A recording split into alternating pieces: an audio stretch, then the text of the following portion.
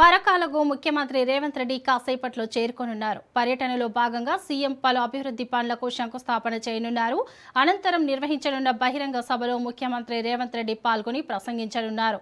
పరకాల నియోజకవర్గ అభివృద్ధికి సంబంధించి పలు కీలక పనులకు సీఎం శంకుస్థాపన చేయనుండటంతో అధికార యంత్రాంగం ఏర్పాట్లు పూర్తి చేసింది.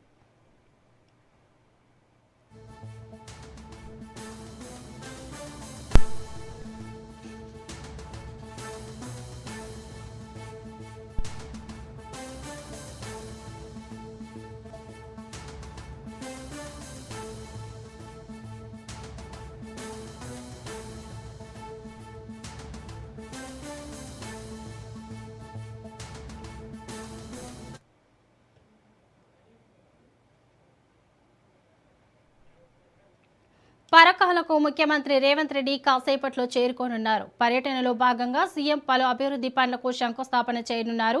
అనంతరం నిర్వహించనున్న బహిరంగ సభలో ముఖ్యమంత్రి రేవంత్ రెడ్డి పాల్గొని ప్రసంగించనున్నారు.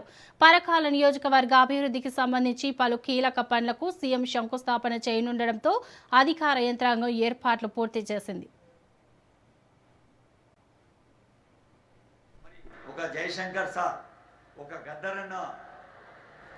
ప్రజా యుద్ధ నౌకగా అందరి గుండెల్లో ఉన్న పెద్దలు వారు అందశ్రీ ఇలాంటి మహనీయులు చూపిన బాటలో నడుస్తూ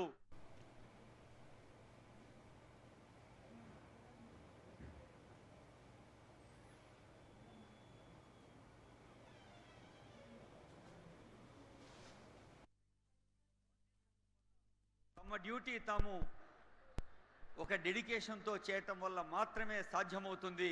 అందుకే ఆనరబుల్ సీఎం ఎప్పుడూ చెప్తుంటారు, సంకల్పం గట్టిగా ఉంటే విజయం వరిస్తుంది, భగవంతుడు కూడా మనల్ని ఆశీర్వదిస్తాడు అని.